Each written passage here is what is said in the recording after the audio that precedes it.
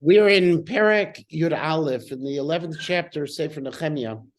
And before we get started, just a couple of background pieces. Number one about Perek Yud Aleph is it's not one of the most exciting chapters. Okay, just need to know that there's a big list. After the first few psukim, we just start going down lists. In order to provide a little context for all of those lists, we need a few pieces of information. Number one is this list that's in this chapter is controversial because when you look at other places, which should be a similar list, in particular in the Divrei Hayomim Aleph Perek Tet, a lot of the names are different. There are people missing. There's genealogies that are shifted.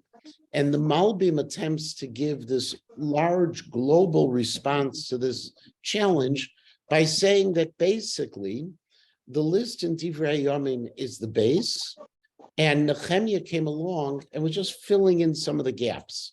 And so when you even read this chapter, it sounds like there are things missing. It doesn't flow very easily in terms of the genealogy lists. That's number one.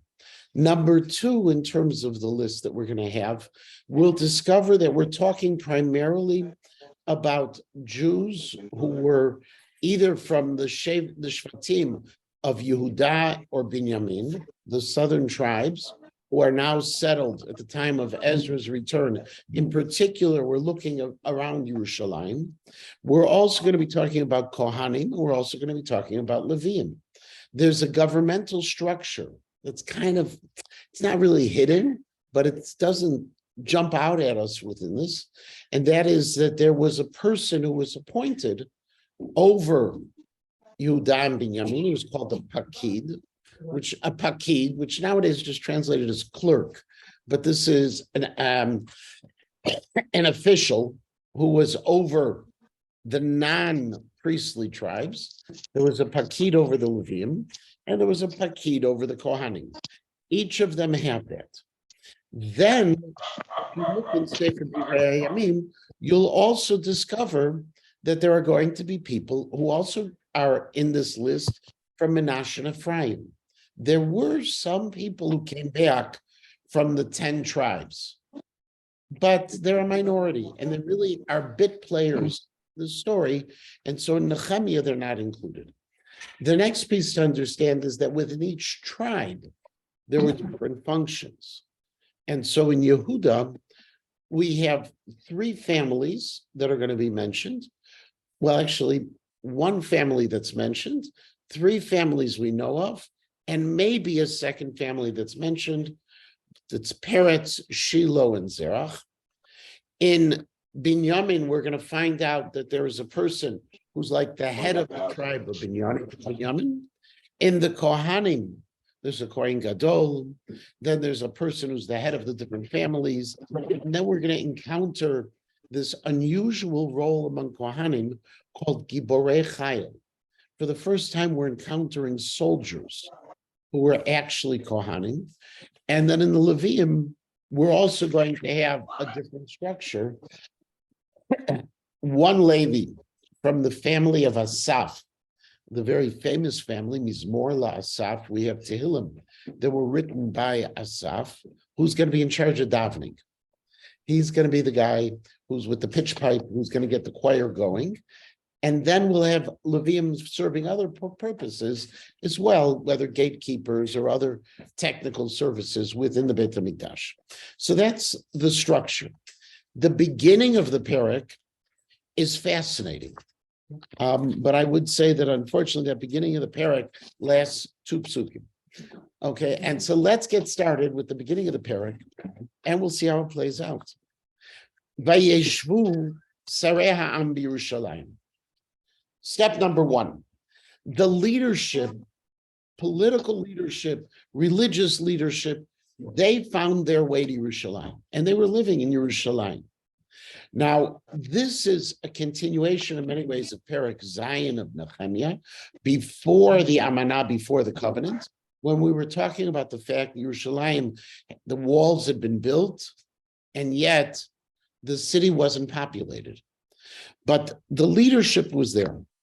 Ushar ha'am, regarding the rest of the people, the commoners, he pilu goralot lavi echad min asara lashevet b'Yerushalayim ir HaKodesh. They had a lottery. And just as we talked in the previous parak about the obligation of the Jews to bring their tithes, whether it was of produce or it was of their animals, Yerushalayim, Nechemia is introducing a tithing system that actually is going to bring people to Yerushalayim. 1 in every 10 people, there was a lottery, they had to come to Yerushalayim, v'tesha yadot be'arim. And the other 9 stayed where they were living outside Yerushalayim. So to populate the city, we know we have all the machers, but we also have to add regular people. Otherwise, you won't have a city that works. So you add on these other people by tithing the people themselves. They have to move into Yerushalayim. Now, it's interesting.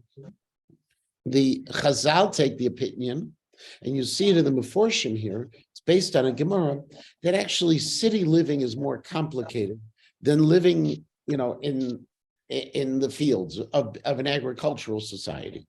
Okay, and in those days, we saw it all the time. City living was more complicated, and people didn't want to live in the city. It's interesting, in some of the modern non-Orthodox commentaries, they want to suggest that actually, if you look at the way this was structured, it says all the machers were there. The Sarei Am, the leadership was there in Yerushalayim, and that it may have been necessary to limit the number of people coming to Yerushalayim.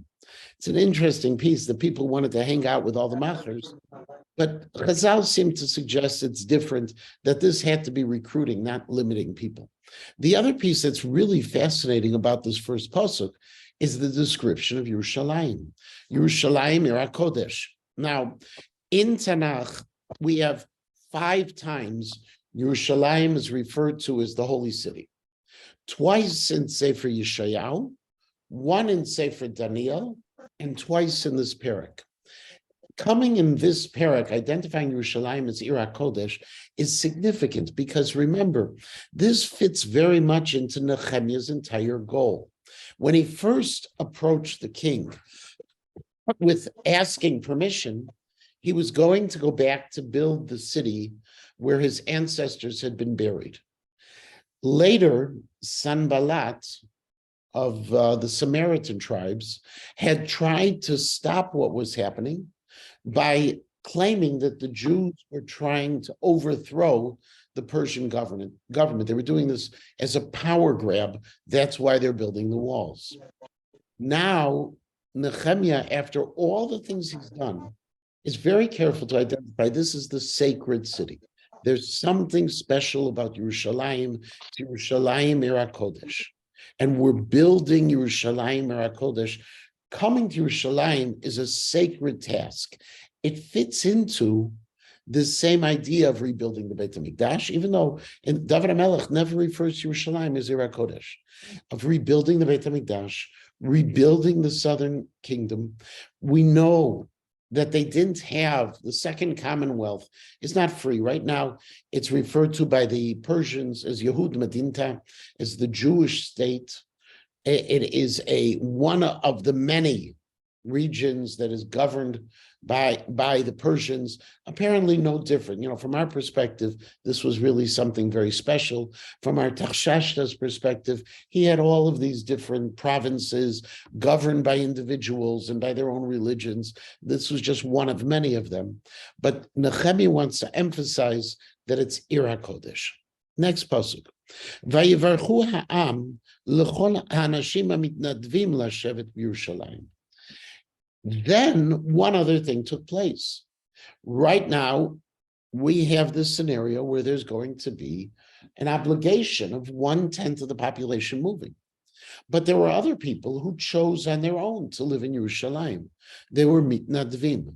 Those people, the Ralbag says very simply that they chose to live there and they were praised. They were blessed by everyone else.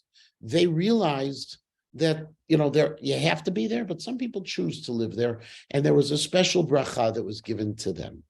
Now, the list that we're going to start with Pasuk Gimel, which continues really almost till the end of the parak when we get to a list of all the cities they lived in outside Yerushalayim, is talking about people, leadership who's living there. We're not talking about the individuals.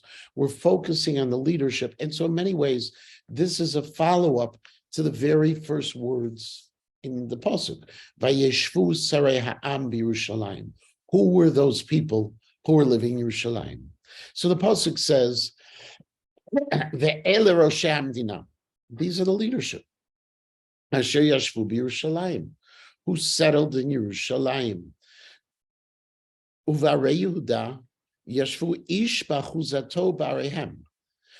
And outside of Yerushalayim, people lived in their own cities, in their own property. HaKohanim v'Aleviim v'Netinim uvnei avdei Shlomo.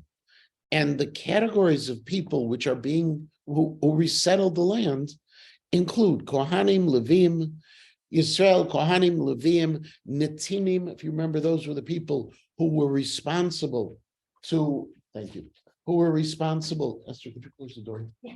Who were responsible to bring the water and the wood in the Beit HaMikdash. The Netinim, originally the Givonim were their names. And then Uvnei Avdei Shlomo, and the offspring of those who were servants of Shlomo. So we had slaves and we had free people. The free people were Yisrael, were Kohanim and Levim. We know that they also include Menashe and Ephraim based on Divrei Hayomim. Uv'Yerushalayim yashvu mibnei Yehuda mibnei Binyamin. Now, let's talk about the people who came from Yehuda and who came from Binyamin. Again, this list is also found in Divrei Yomim with its differences, and we could spend, I have 20 pages here of just from a study trying to make the comparisons of where the differences are and trying to explain each of them. I like the Malbim's approach. Malbim's approach is this is not an independent document. It's coming to try to fill things in, and let's not get too hung up on sometimes on some of the genealogy issues. However, there are the people who are coming, and those people are Mibnei Yehuda.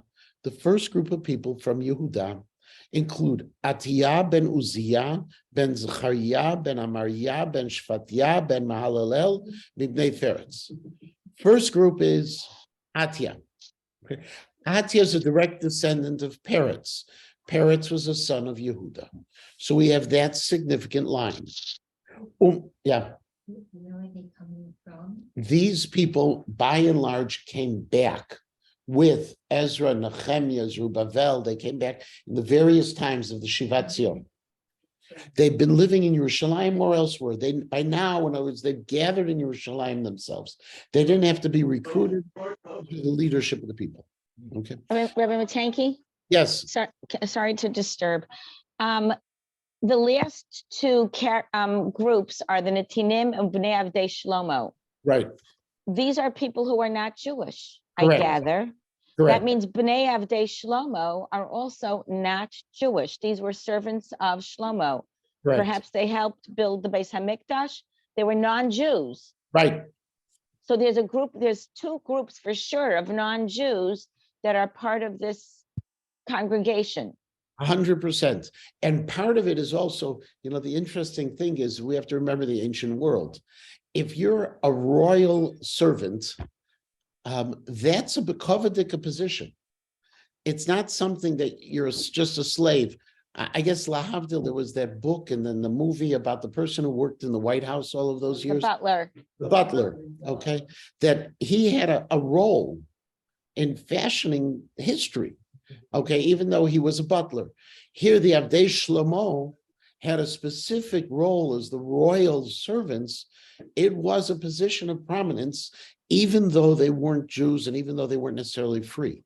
And so their offspring continued. The same thing with the Netinim. Okay, and they continued to work there. Now, that first leader from Yehuda, we see directly from Peretz. The next one gets a little bit more complicated because in Pasuk Hey, it says Maaseiah ben Baruch ben Kol Chozeh ben Chazia ben Adaya ben Yariv ben Zechariah ben Ashiloni. Okay, the next person was this person, Masayah, who comes from the Shiloni. Now, most of the Meforshim suggest the Shiloni was Shiloh, the son of Yehuda, that this is another line from Yehuda. So there are two of the three families. The third family of Yehuda appears in Divrei Yamim Zerach. The problem with saying that Shiloh is one of the families of Yehuda is the next pasuk, because in the next pasuk, in pasuk Vav, it says, "Kol b'nei Feretz hayoshvim b'Yerushalayim 468 anshe chayil," that there are 468 b'nei Peretz of the family of Peretz. If I say that pasuk Hey is not from Peretz, but from the line of Shiloh, where are they? So the Mitzudat David says, and others say, you're right. They're counted in Divrei Hayamim together with Zerach.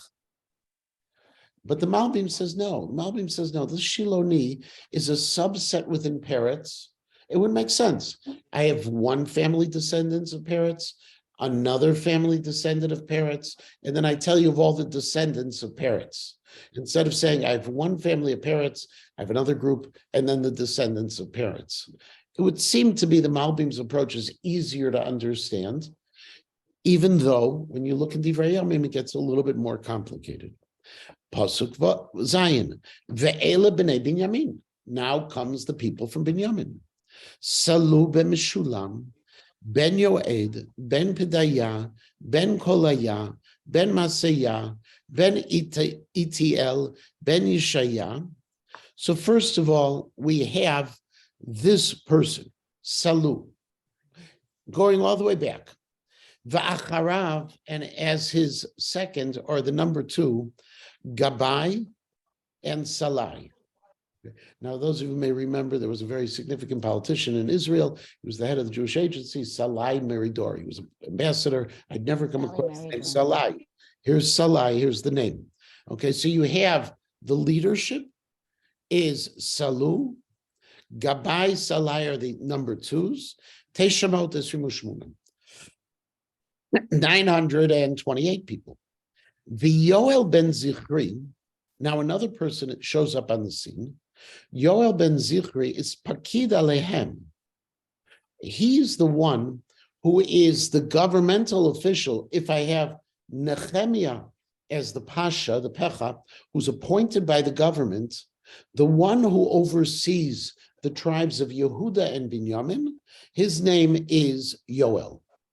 V'Yehuda ben Snua ala Ir Mishne. And assisting him is this other person named Yehuda ben Snua. Okay, so you have two people in the hierarchy overseeing the non-Kohanim and Levim. Now we get to the Kohanim. Mina Kohanim. Now here's the Kohanim. Yedaya ben Yoriv Yachin. The first one is going to be Yedaya, who is the son of Yoriv, and also a person named Yachin. Sraya ben Chilkiah ben Meshulam ben Sadok ben Merayot ben Achitov, Negid Bet Elokim. And then you have this person Sraya, who's probably Ezra's father. His job is Nagid Beit Elokim. Now, the job of a Nagid Beit Elokim is proposed to be the equivalent of a Kohen Gadol. Okay, that he was the high priest. He was the one responsible, and Nagid specifically is responsible. We even find Nagid sometimes early on in place of the role of a king. He's the ruler over the Beit Elokim, the one who's responsible for the Beit HaMikdash, and therefore we think that he was the Kohen Gadol. Is there a reason that more generation on the other guy? The first guy, they just said one person. Not really in this list, and in fact, that's one of the questions which you have when you look at the two lists with the Divrei Yamin. There are genealogies that are sometimes skipped in between. Again, it's complicated. So you have, in the secular Bible scholar world, they'll say these are different lists. They came from different documents, and they don't match. Let's move on with life. Okay, and this one is the good one, and this one is the deficient one. We can't say those kind of things. What we can say is when Nechemia is putting together his list to be put in the Sefer, he includes the genealogies that would be significant at his time and that he would assume would remain significant so that people understand the yichus of these people. Okay.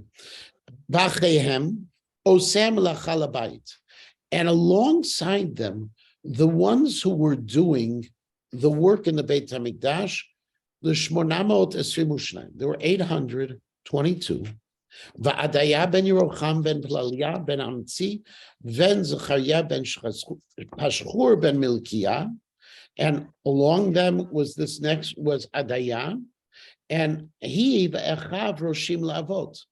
He and others who were helping him were in charge of the families of the Kohanim. Remember, the families of the Kohanim played an important role because of the rotation. There were 24 mishmarot. There was a rotation of 24 weeks of Kohanim serving the Beit HaMikdash. Those 24 weeks applied to Levim and applied to Kohanim. Actually, there was a ma'amadot. There was a regular non-Kohen Levi rotation that was also parallel to such. Kohanim only served 2 weeks basically out of a year. Okay, I've mentioned it before that if he's only working 2 weeks out of the year, it seems to be a pretty good job. But to get ready for those 2 weeks out of the year took the whole year. Okay, it's not something, it's like sometimes people say, oh, I'll get to pick on a chazan. Well, chazanim, what a job. You sing the same songs every Shabbos. What do you got to do? You got to get up, you get dressed, you go to shul, you sing. It's a great job. Okay, the reality is to keep his voice the way he needs to do it, to keep on top of things. To be a chazan is not the simplest job either. Okay, and to suffer through all the people who say go faster, go slower is probably the worst part of it. Ve'achav roshim la'avot 242. There were 242. Ve'amasai ben Azrael ben Achzai ben Mishil Lemot ben Imer v'achem Giborei Chayil. And then there was this third group of Kohanim. And this is a fascinating group that we really don't know much about. Kohanim who were soldiers. Mea Esrim Ushmona, there were 128 of them. Ufakid alehem Zavdiel ben Agdolim. And the Pakid who was over the Kohanim, just like we had Yoel over the Binyamin and Yehuda, now we have the Pakid who's over the Kohanim. His name was Zavdiel. Okay. Umina haLevim, and now we get to the Levim. Min Agdolim. We don't know if Min Agdolim was actually the name of the person, or it's just like he had a lot of yichus. We don't know. It could be, by the way, as simple as it was a name, or on the other hand, it could be that that it's a in Dat Mikran, Professor Zer Kavod suggests Min Agdolim is actually a translation of a Babylonian word, of a Babylonian phrase, Marabanu in Babylonian, and what they were doing in Marabanu was people who were related to the monarchy. Okay, so we don't know. Umin Alevim, Shmaya ben Chashuv ben Azrikam ben Shavia ben Buni. You have, first of all, Shmaya, V'shabtai v'yozavad al melacha chitzona levet Elokim. And then, Miroshei Levim. You then, the first group of Levim, you have, are the Levim who are going to be responsible for the outside work. What's the outside work? Rashi says, for example, making sure the wood is there, making sure the building is built. They're in charge of the facilities. It's their responsibility. They're the chairman of the building committee. Umitanya ben Micha ben Zavdi ben Asaf, Rosh Hatchila Yodeh Latfilah. And Mitanya was in charge of the Tchila Yehodah Latfilah. He was the one who began the thanks for Tfilah. Now, what does it mean? Well, look, his ancestor is Asaph. Asaph was the great leader of prayer among the Levim. And his job was very simply, he started all of the davening. Okay, so whether he was the Levi with the pitch pipe who said, here's the tone, let's start singing, or he was the one who made sure that things were in place for the singing, he was the one who did it. Interestingly, if you look in his name, Tila Yehodeh, Yehodeh, that's one of those cases where you have an extra hey inserted, just like Yehosaph. We have cases where Yosef is Yehosaph. Here, Yehodeh, it's really Yodeh, the Thanksgiving. I was listening to a shiur that was given in Israel on this, and they said that really all of our tefillot always start with Thanksgiving, which is not the model that we have with the Shemona Esrei. Shemona Esrei, we first start with Shevach, with praise. That's the first three brachot. Then the Bakasha, then all the things we ask for, and then the Hodayah, and then the Modim. So why does it say starts out with Hodah, with Thanksgiving? And the answer was, if you think about it, what's the very first thing we say in the morning? Modeh ani. We don't say ani modeh. We say modeh ani. So we always start with Hodah. We always start with thanks. The structure of the Shemona Esrei may be different, okay? But thanks are up front. And then alongside Metanya was Vakbukiam, and I really have Rahman Hassan when he was growing up to be called this name. Okay, I can only imagine what they did to him. Vakbukiam. Okay, Mishne Me'achav is the number 2. Ve'avda ben Shamua, ben Galal, ben Yidutun, and along with him was also Avda. So we have the Levium structure. In the Levium structure again, you have the Levium who are the house committee. You have the Levium who are in charge of the prayer. The house committee, we understand what they do. The prayer committee, the leader was a descendant of Asaph, and it all makes sense. But we're not done with them. V'as shoarim. Then we need the people who are the gatekeepers. Akuv, Talmon, Akuv and Talmon. V'achreihem hashomrim b'sharim 172. There's 172 people responsible for the gates. Ushar Yisrael, those are Levim. Ushar Yisrael, Hakonim, Halviim, B'chol Arei Yudah, Ish B'nachalato. The rest of the Jews are in their homes. They're back outside of Yerushalayim. V'anetinim, and the Netinim, Yafa mentioned again, these are the non-Jews, the descendants of Givonim, Yoshvim Ba'ofel, are living in the Ophel. Now, the Ophel from our excavations, we know was on top of the mountain, right next to the Beit HaMikdash. In other words, these were the servants of the Beit HaMikdash. The servants' quarters were right there where they were living. And the Mitzudat David says, it was very simply one of the towers, one of the fortresses in Yerushalayim. And the Ralbag says that it was right next to the Beit HaMikdash so that they would be available to be able to take care of whatever services they needed to provide to the Beit HaMikdash. And who were they? They were Tzicha, Gishpa. Those were the two people, Ala Netinim, who were responsible for the Netinim. Ufakid HaLeviim Yerushalayim. Now the Fakid of the Leviim in Yerushalayim, Uzi ben Bani ben Chashavaya ben Metanya ben Micha, Mibnei Asaf HaMeshorerim, Leneged Melechet Beit Elokim. Now we know who's over the Leviim. Ki mitzvat HaMelech Aleim. Because ultimately, they were still fulfilling the command of the king, the royal command. Who is the Melech in this case? The Malbim, the Mitzudat David, they all say the Melech is David HaMelech. This was the job that they were given from the beginning. Ve'amana ala mishorerim devar yom b'yomo. And they have amana over the singing. Now, amana could be like we used in the previous parak. There was a covenant. They have that responsibility. Imun, they have the trust, the faith to be in charge of the choirs. Interesting, the Malbim says in this case, amana is coming from the word oman. They were the artists, they were the singers, and that was their job to take care of those things every day. Ufetachia ben Meshev Zael mibnei Zerach ben Yehuda liyad hamelech l'chol devar ba'am. And now we shift gears. And what we're shifting gears are from the leadership of the Jewish people, there was Ptachya. Ptachya was appointed by the king, the Persian king, to also be overseeing things. You had Nechemia. Nechemia was the pasha, he was the governor, but there was a direct person who was directed with the king. The Pshita, one of the translations of Tanakh says, Ho Shalitu, this was a government official, Al Kol Munda Amar Malka Al Kol Barnash. He was responsible over any command that the citizens had to fulfill, Al Chushbana Dama, specifically over the question of taxes.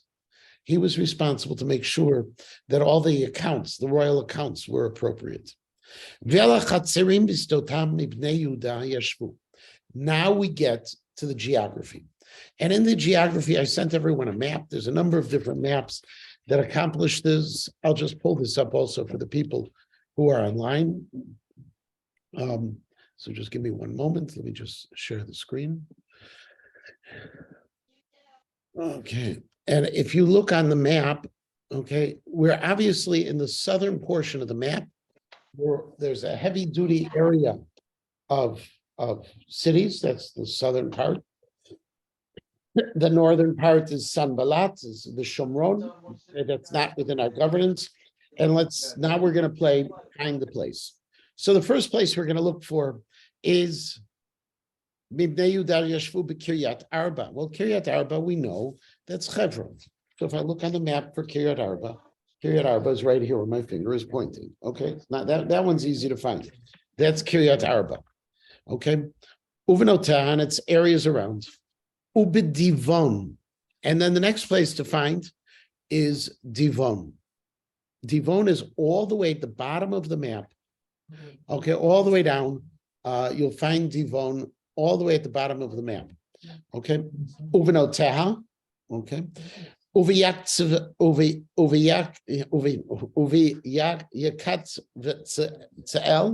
is right above Divon. V'chatzereha. Okay, then Yeshua is a little bit higher up. Uva Moladam over to its west or the left. Ubeveit Palat a little bit south of that. These are areas where the Jews lived. Uva Chatzar Shu'al. Chatzar Shu'al. If anyone sees it, I think this may not be on the map if I remember correctly. I don't know if you've seen it. If anyone sees it, just speak up. Uver Shava Uvenotan, and also Beersheba. Okay. Uvet Siklag. Okay, if you found, has anyone found Siklag? Okay, up, it's closer to the Plishtim, right? Uvet Siklag. Uve Mechona, Uve Benotah. You found Mechona? Neither have I, but we'll find it hopefully. And if not, we'll just say it's not on the map. That's the easy way to get around it. Mechona. I don't see it on the map. Okay. Uve'en Rimon. You found En Rimon? Right next, right. It's the east, right? Uvet Tsar'a, Uve Yarmut. Okay, Tsar'a and Yarmut are on the map. I remember that. If you go up, if you see where Beit Lechem, Tsar'a, it's right to the west of Yerushalayim, and Yarmut is right below it. Okay, Zanoach Adulam. Zanoach is right next to Yarmut. Adulam is south of that. There's a little south. It's southwest of Beit Lechem, if you see. Okay, V'chatzerem Lachish. Well, we know where Lachish is. Lachish is a little further south. It's by Ashdod, if you notice. Lachish Ustoteha. Okay. Azeka, go back north a little bit. It's right below Yarmut. Uvenoteha. Vayachanumi Beersheva ad Gehinom. Now, this is a fascinating comment that they're living from Beersheva to Gehinom. Where's Gehinom? Yerushalayim. It's in Yerushalayim, right? So Gehinom is Gehenna, right? It's that valley. We've talked about it many times. You're coming from the Kotel, you're taking a cab or a bus down from the Kotel, you go around the mountain, you get down to the stoplight you turn right, you go back to Shar Yafo, you go straight, you're going past the Hotel Har Zion. Right there on your left side is the Hinnom Valley. The Hinnom Valley is where they worshipped Molech, where fires, there's debate whether it was human sacrifice or they used humans in the sacrifices. Whatever it was a hellish place for people, and therefore Gay Hinnom, the Valley of Hinnom, became known as Gehenna, as hell. So from Beersheba to Gehinnom is saying from Beersheba all the way up to Yerushalayim. This is somewhat of a of this beautiful vision that we have populated the entire area of Judea. They really hadn't. Good question. I don't have a good answer for that one. That's a very What was good, the question? why does it say specifically, why doesn't it say from Beersheba to Yerushalayim? Why did it say from Beersheba to Hinnom? I don't have an answer. It's a very good question. Maybe don't- because they weren't Levium or Kohanim? I don't know. It's an interesting because of Veneer Kohanim. I don't know. It's a very good question. I haven't seen it addressed asked or addressed, but I think it's an excellent question. Let's just go a little bit further. Those are Judea, right? Binyamin was right above. Remember, the border of Binyamin was in the Beit HaMikdash. We said the Beit HaMikdash was divided between Binyamin and Yehuda. So if you go now, everything we're going to talk about is north of Yerushalayim. So we have Gava, Migava. Have you found Gava? Anyone find Gava? Giva should be by Yerushalayim. It should be. Oh, yeah, it's about. Oh, right above Yerushalayim. Michmash, we know where Michmash is. Michmash is right there. Okay, it's right outside Yerushalayim. Va'aya, there was I. Okay, it's not too far. Right there. Uveit El, we know where Beit El is, right next to I. Okay, it's straight up from Yerushalayim. Uvnotah. Anatot.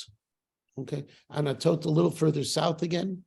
Okay, go just a little bit above Yerushalayim to the east a tiny bit. Nov, we know where Nov is. Okay, and Ananya, which is right below, okay, Nov. Chatzor, Ramah, and Gitayim. Gitayim. Okay, if you see, who sees, you see these? Gitayim, if you look over to the left, to the west, you have Gitayim over there. Okay, then just Chadid, Tzvoim, and Nevalat. Okay, Nevalat is right above, is right by Lod, if you notice. Okay, Tzvoim. Have you found Tzvoim? I don't see Tzvoim there. Chadid, anyone see? Chadid is right above Beit Charon. Good. Lod, we see Lod. Ono, and Ono is right northwest of Lod. Gea Harashim is right south of Lod. Okay. Then at the end of that, it says, Umin HaLeviim. Now, where were the Leviim living? Machlekot Yuda Levinyamin. They were all over the place because Leviim don't have their own portions. They have their cities. They're living among the rest of the people, and that's the description of where people, of the demographics of the Jews at this time. And that's the end of this parak. Now, what happened in this parak, in other words, okay, is two things. Number one is we've established Yerushalayim as a viable city. Wall was built, people are there, leadership is in place. That's number one. That was Nechemiah's purpose. In terms of all of these cities, what this is trying to point out is that the area was repopulated. People were coming back. The numbers weren't great, but if you just look at the map itself, the way you have all of the cities massed in this area around Yerushalayim, you understand where the population was. As much as we want to say they were from Beersheba and all the way up, the Negev had the same problems those days as it has nowadays. Okay, it's the same. But when you're talking about the Negev had the same issues. Along the coast, it's not going to be populated because that's not our land. Okay, the Philistines are there. Who wants to live in the middle of Gaza? Okay, but over here in Har Yehuda, they're ours, and we have that space. Next week, we're going to pick up from where we left off. We'll have a very exciting new parak. Okay, compared to this parak, it'll be really exciting. Okay, and parak Yud Bet next week, same time, same place. Everyone should have a very good day. Thank you so much. Bye-bye. Bye.